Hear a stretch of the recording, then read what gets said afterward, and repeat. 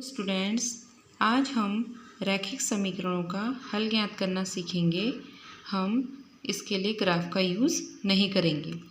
हमारे पास यहाँ पर दो समीकरण हैं, a1x b1y प्लस c1 बराबर 0।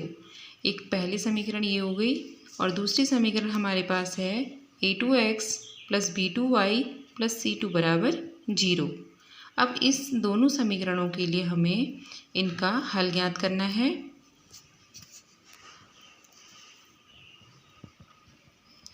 ये देखिए, यहाँ पर मैंने इन दोनों समीकरणों का जोड़ा यहाँ पर उतार दिया है। जो रैखिक समीकरण युग्म नाम है, युग्म का अर्थ है जोड़ा।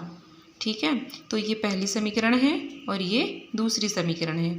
अब हमने क्या करना है, इनके गुणांक देखने हैं। x का गुणांक क्या है a1, y का गुणांक क्या है b1 और c1 जो है अचर पद है।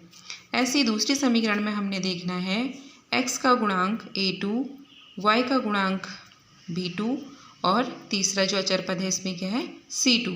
इस तरीके से हमने ये ले लिए। अब इसके बाद हमने a1/a2 अनुपात निकालना है, b1/b2 दूसरा अनुपात निकालना है, c1/c2 ज्ञात करना है।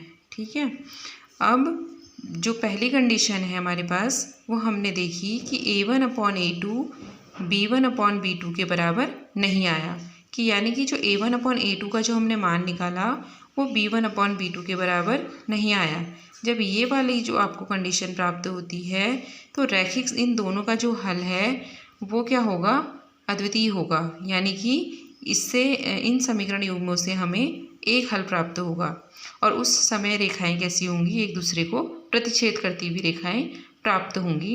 ये देखिए, इस प्रकार से रेखाएं एक दूसरे को प्रतिच्छेद करेंगी। अब हमारे पास दूसरी कंडीशन है a1/a2 बराबर b1/b2 बराबर c1/c2।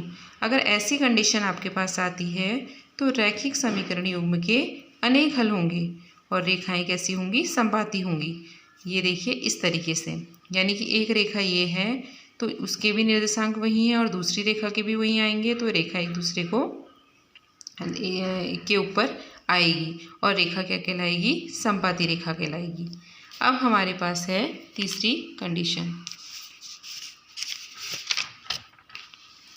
तीसरी कंडीशन हमें ये प्राप्त होती है a1/a2 बराबर b1/b2 बराबर नहीं होगी c1/c2 के। अगर ऐसी कंडीशन प्राप्त होती है हमें तो इसका कोई हल नहीं होता है और रेखाएं कैसी होती है, समांतर होती हैं। ये है। अब रैखिक, अब इसी के अंदर एक टॉपिक ये आता है कि अगर आपको समीकरण युग्म दिए होंगे तो उन आपसे ये पूछा जाता है कि ये जो समीकरण युग्म आपको दिए गए हैं वो संगत हैं या असंगत हैं, उनका प्रतिबंध लिखिए।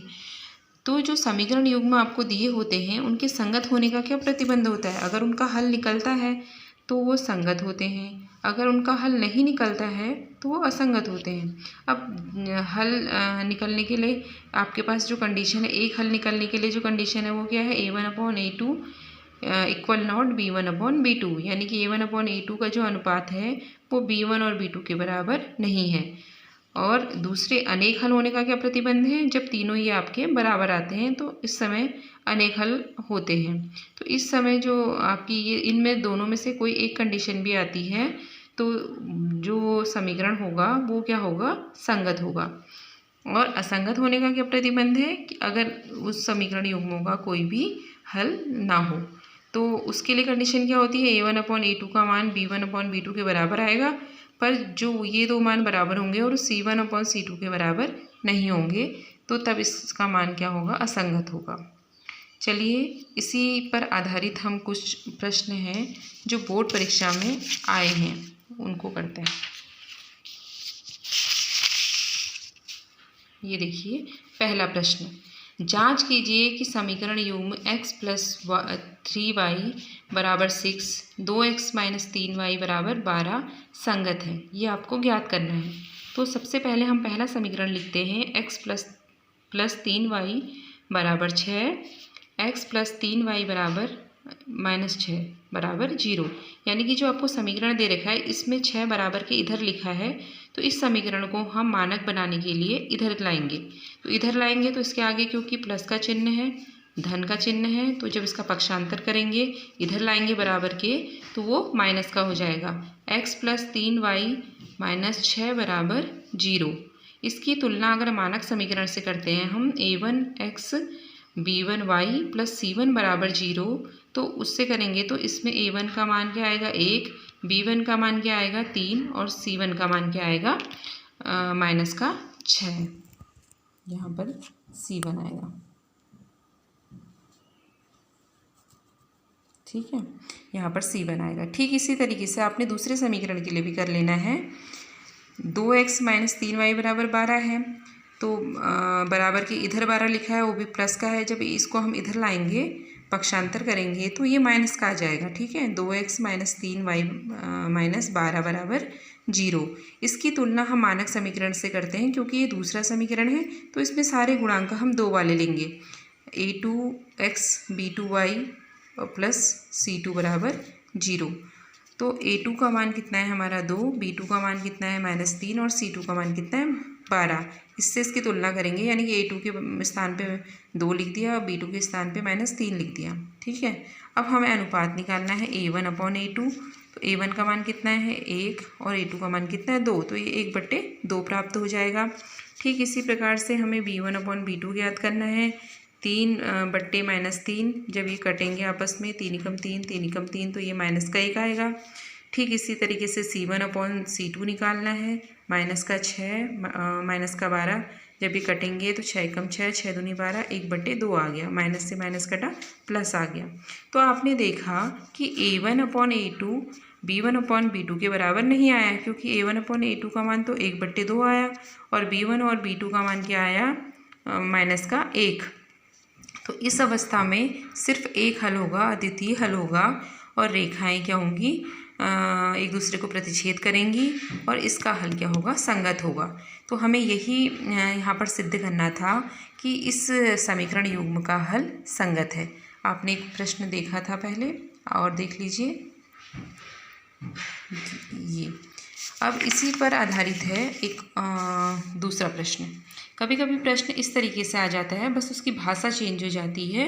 रैखिक समीकरण युग्म a1x b1y + c1 बराबर 0, a1x + b2y + c2 बराबर 0 के एक ही हल होने का प्रतिबंध ज्ञात कीजिए।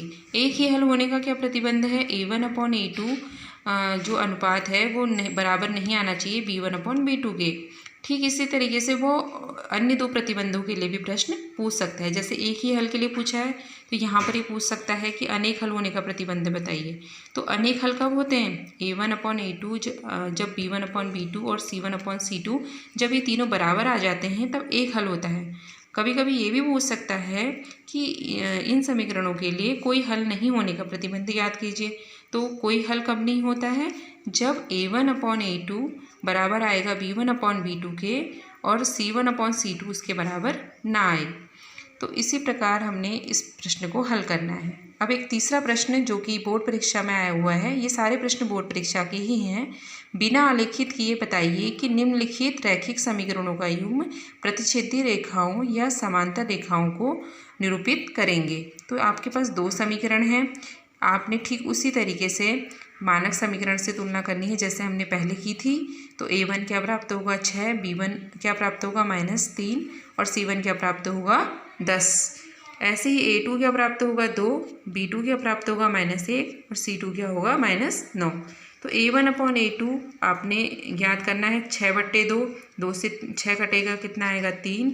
b1/b2 ज्ञात करेंगे, माइनस से माइनस कटेगा, 1 से 3 में जब भाग जाएगा 3। c1/c2 10/9 आपको प्राप्त हुआ। तो a1/a2 आपको 3 प्राप्त हुआ, b1/b2 आपको 3 प्राप्त हुआ और c1/c2 आपको 10/9 मिल गया। तो आपने देखा ये दोनों बराबर आ रहे हैं इनके मान। जब ये दोनों बराबर हों और तीसरा बराबर ना हो तो इस कंडीशन में कोई हल नहीं होता, और जब कोई हल नहीं होता है तो रेखाएं कैसी होती हैं उस समय, कोई हल नहीं होने में रेखाएं क्या होती हैं समांतर होती हैं। तो इन समीकरणों का युग्म क्या होगा समांतर होगा। तो प्रश्न इस तरीके से पूछे जाते हैं। कभी कभी प्रश्न ऐसा भी पूछा जाता है कि A1/A2, B1/B2 और C1/C2 के अनुपात याद करके बताइए कि रेखाएं किस प्रकार की होंगी। कभी कभी तो बिना आलेखित किए वाले पैटर्न पे आएगा, कभी कभी ऐसे भी पूछता है, तो आपको उस कंडीशन में भी सवाल को इसी तरीके से हल करना है। तो आशा करती हूँ कि आपको इस वीडियो से रैखिक समीकरणों का हल ज्ञात करना आ गया होगा। धन्यवाद।